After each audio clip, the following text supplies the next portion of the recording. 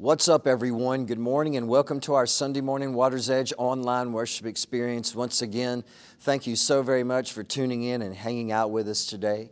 For those of you that continue to invite people to our live and in-person services every single Sunday at 9:30 and 11:15, thank you so very much for doing that. Continue to do that. We have new people tuning in and showing up every single week, and they get help with their heart and their life and their faith and their storms and their circumstances and their walk with Christ. Also, for those of you that continue to worship with us every single week, not just through song and not just through learning from God's Word, but also through a very beautiful and holy and sacred way to worship, and that's through giving and offerings and generosity. And you're going to be seeing some slides up on the screen now of our cooling center and the service that we do and the ministry that we do for people that are hurting and for people who don't have a place to stay and for people who have needs in their life. You're also going to be seeing some slides of some baptisms. You need to understand something, that every time you worship with us through giving and generosity and offerings at the Water's Edge, you're not giving to the church, you're giving through the church. And every time you worship with us in this very sacred and holy way, even if it's just a little bit, you allow us to help more people, love more people, feed more people, shelter more people, help more people, serve more people, minister to more people, baptize more people, and show our city and our community the body of Christ and the love of God. Now, last week we finished up our current series that was called Evidence, and that was a really cool series. We were talking about the evidence that we feel on the inside of us when we have these very real experiences with the love of God. Next Sunday, we start a brand new series called The Waves and the Wind, and I think it's really going to bring some life-changing principles to your life. I think it's going to be eye-opening and exciting and very encouraging. Make sure you tune in and show up. I think it'll be very, very helpful, and that's our definition of ministry. It's the word help. Ministry is help. Even in our series and our teachings, we want it to be helpful to you in your personal life and in your personal struggles and as you achieve your personal victories. So this next series called The Waves and the Wind is going to be very, very helpful. Today, we have a standalone communion service. And so if you have the elements of communion with you at your house or wherever you're listening today, you can take communion with us during the last worship song. Or if you have time, come join us live and in person in our second service if you're watching now, and come take communion with us live. Today, we celebrate and we remember the cross and the resurrection of Jesus and the price that Jesus paid for you and for me because He loves us. Now, let me just say this about stories. A story can be interesting. A story can be captivating. A story can be boring. It can be personal. A story can be gossip. A story can be true. It can be false. It can be half true. And chances are you've heard stories about other people that inspired you. Chances are you've heard stories about other people that disturbed you. You've heard stories about other people that made you laugh, that made you cry. You've heard stories about other people that confused you. You've heard stories about other people that caused you to prejudge them or judge them. And chances are you've heard stories about yourself. I have. Stories that are true, stories that are not true. Stories that made you happy about yourself, stories that embarrassed you, stories that made you laugh, or maybe just false gossip. Several years ago, I was at a wedding, and I was really great friends with the bride and the groom, and I was in the wedding. I wasn't performing the wedding, and I remember that Friday night, we were at rehearsal. The rehearsal was over, and me and some of my friends were just sitting in the back visiting, and the preacher that was actually doing the wedding was sitting back there with us, and he was a very legalistic type of preacher, very judgmental, very, very critical, liked to shame people, and he didn't know who I was, and as we're all sitting there chatting and talking, hanging out, he starts talking bad about my dad. My dad was alive at that time. He starts saying all these things about my dad because my dad was a fellow pastor in the same town that this guy was a pastor in. And so he was saying all these bad things about my dad, all these untrue things. And I listened for about 15 minutes, and then I finally spoke up. I said, "Hey," I said, "do you know who I am?" He said, "No, son, I don't know who you are." I said, "My name's Tony Bourque." I said, "I'm Ray Bourque's son." I said, "and those stories that you're telling aren't true." I said, "In fact, you're getting my dad mixed up with someone else, and so you're absolutely telling a lie." He goes, "Oh, I didn't mean anything by it." I said, "Well, no, that don't matter." I said, "I'll tell you what." I said, "When I get home tonight, I'm going to tell my father what you said, and my father will call you tomorrow, and he'll clear it up with you himself." He goes, oh, I've known your dad for a long time. I seriously didn't mean anything by it. I said, apparently you don't know my dad like you think you know my dad. And my dad will call you tomorrow, and he will absolutely clear it up. To which I said, it doesn't matter if you didn't mean anything by it. Because he kept saying, I didn't really mean anything by it. And I said, it doesn't matter because people remember stories. And so we're going to clear this up. Stories are powerful. And our life is a story, and our life tells a story, and not everyone is going to embrace or appreciate your story, but your life still is telling a story. And do you ever just look back on your life and you feel like you have this flood of regret and guilt? Why did I? How could I? Why didn't I see it? Why did I ignore it?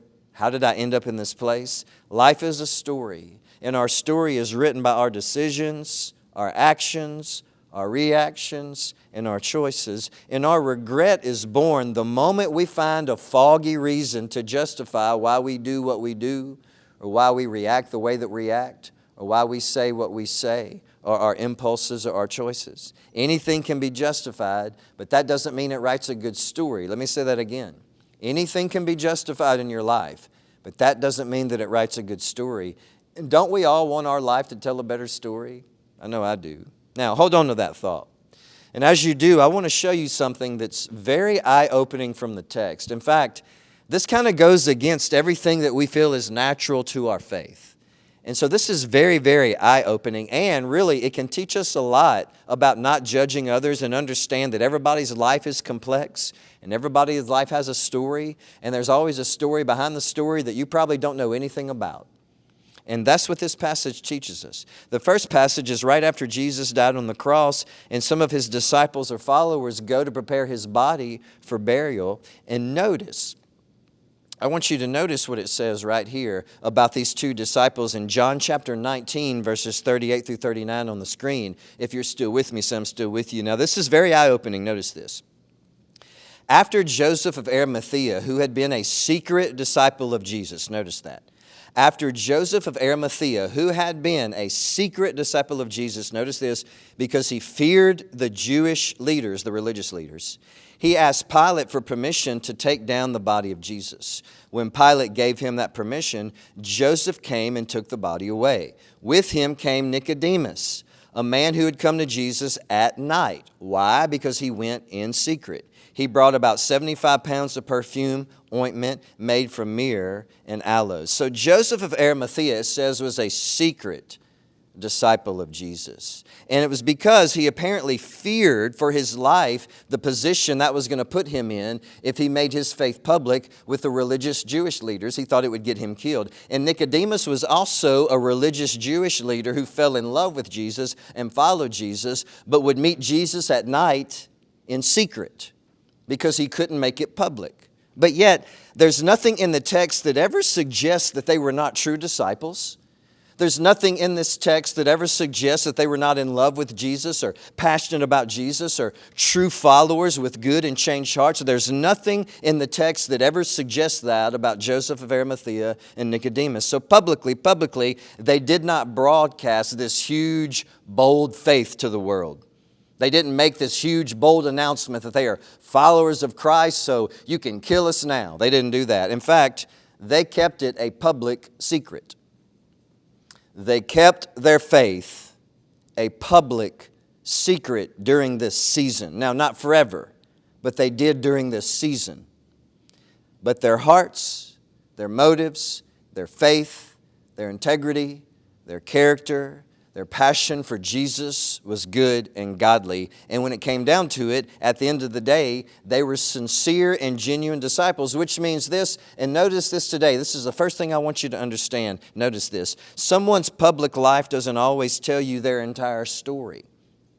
Someone's public life doesn't always tell you what's always going on the inside of them. There's pain there that you don't know anything about. There's joy there that you may know nothing about. There's failure there that you know nothing about. There's victory there that you know nothing about. There's joy and depression and happiness and sadness there that you may know nothing about. So someone's public life doesn't always tell the entire story. Sometimes there are things going on inside of us that we don't even know how to put into words. Has that ever happened to you? That happens to me all the time. And sometimes we go through things, and it's not that we're fake. We just don't know how to put what's going on inside of us into words. Now, next, remember the disciple Judas, one of the original 12, walked with Jesus publicly, followed Jesus publicly, announced his bold faith publicly. He didn't hide it. He didn't act ashamed. He didn't act embarrassed. He left his life behind to follow Jesus as a disciple. But what was going on in his heart? We don't know it all. What was going on the inside? We really have no idea. But notice this, Matthew 26, verses 47 through 50. And even as Jesus said this, Judas, one of the 12 disciples, arrived with a crowd of men armed with swords and clubs. They had been sent by the leading priests and elders of the people. The traitor, Judas, had given them a prearranged signal. You will know which one to arrest when I greet him with a kiss. So Judas came straight to Jesus. Greetings, Rabbi, he exclaimed, and gave him the kiss. Jesus said, my friend, go ahead and do what you have come for. Then the others grabbed Jesus and arrested him. So even as he's about to betray Jesus, he's still publicly showing affection to Jesus. Publicly still showing his worship. Publicly still showing his love and adoration.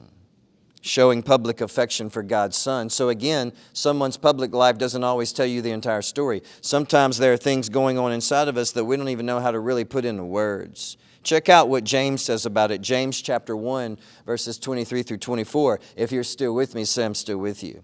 For you listen to the word and don't obey it. It's like glancing at your face in a mirror. You see yourself, you walk away, and you forget what you look like. Now let me just share my heart with you today. You may not realize this, but when you're trying to pick up the pieces of your life after a personal storm has changed your plans, after a personal storm has changed your personal pain, after uninvited difficult circumstances, or even after your own mistakes, one of the most important things you need in your life is this, and remember this today and notice this, the ability to humble yourself. Are you fully aware of the areas in your life where you need to replace your pride with humility? Are you fully aware of the different areas in your life where you need to replace your pride with humility? Like so many people are looking into a broken mirror today. They want everyone to think they have it all together publicly. Everybody's so concerned about everything public about their life. All the social media, all the likes, all the images that we put out there. Remember, someone's public image doesn't always tell you the entire story. But on the inside, privately, there could be storms that are raging. Sometimes we don't even know how to put them into words. Have you ever heard a story about someone and it just didn't seem possible? Has someone ever told you a story, some gossip or whatever it was, and you thought, man, that doesn't seem possible? One reason that happens is because we all show public strength while we have private struggles. We all do that.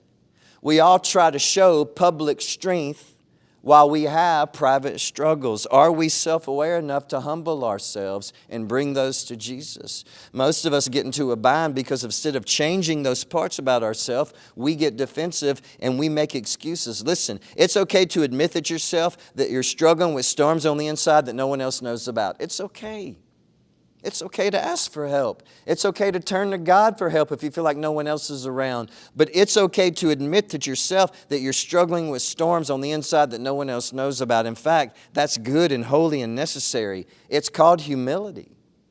Humility. Now, I want you to notice a few observations today that will help us apply this to our life and make it personal. The first thing is this, and this is something to watch out for. And remember this today, when you, notice this, have become publicly critical of others who do the same thing that you do privately. That's something to watch out for. And a lot of times we justify that. We act like, yeah, but I do it for better reasons than they do. I mean, you're critical of liars, but what are you lying about? And why are you trying to make your reason for lying better than theirs? You're critical of those who fall, but haven't you fallen before? And why are you trying to make your reason for falling a little less worse than theirs was? You're critical of those who struggle, but don't you struggle too? You're critical of those who betray others, but haven't you betrayed people that you love too? You're critical of those who've had a bad moment, but don't you have bad moments? You're critical of those who slip up, but haven't you slipped up too? So many times we become publicly critical of others of doing the same thing that we've done privately on the inside. When we act this way, it's like our humility mirror is broken.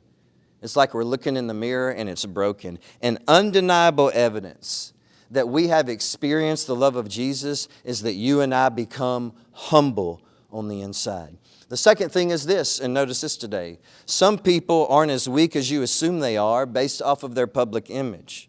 What you see or not see publicly may rub you the wrong way, offend you, bother you, disturb you, produce questions and assumptions and prejudgments about them, produce opinions about them. It can produce opinions about their heart, opinions about their faith, opinions about their life, opinions about their commitments, opinions about their sincerity. I'm sure many people judge Joseph of Arimathea and Nicodemus for their secret faith. I'm sure many people judge them for that. But it would do us well to understand that their public image doesn't always tell you their entire story. Someone's public image doesn't always say the entire story. What if their hearts are a lot more complex than you know?